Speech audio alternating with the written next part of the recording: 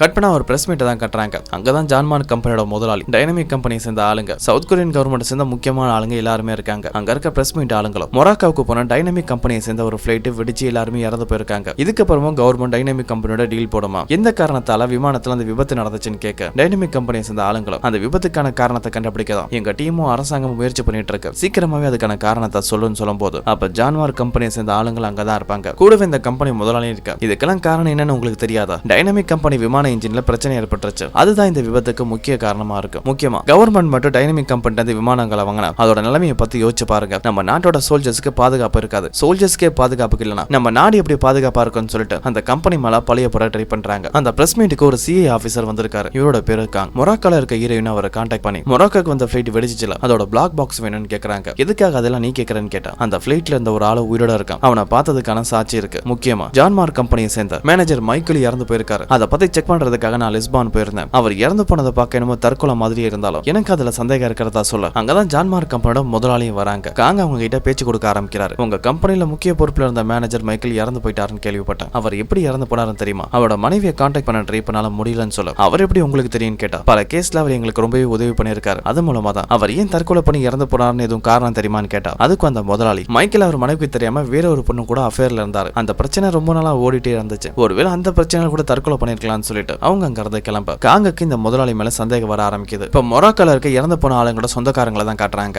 எல்லாருமே திரும்பி south Korea போய் ஆகணும், அதுக்காக தான் கிளம்பிட்டு இருக்க. ஹீரோ மட்டும் சவுத் கொரியா போகல, உண்மையை தெரிஞ்சுக்கிறதுக்காக மொராக்காலே இருக்க ஒரு சிஸ்டம்ல மறுபடியும் ஒரு கிளவுட செக் பண்ணி பாக்குறாரு. அப்படி பார்க்கும்போது அதுல அவர் வச்சிருந்த எந்த ஒரு வீடியோ ஃபுட்டேஜ் இல்ல. சந்தேகம் வந்து அவனோட லேப்டாப் தான் பார்க்க வராரு, ஏன்னா அதுலயும் ஒரு பேக்கப் இருக்கும். தன்னோட ரூமுக்கு வந்து லேப்டாப் தேடினா லேப்டாப் இல்ல.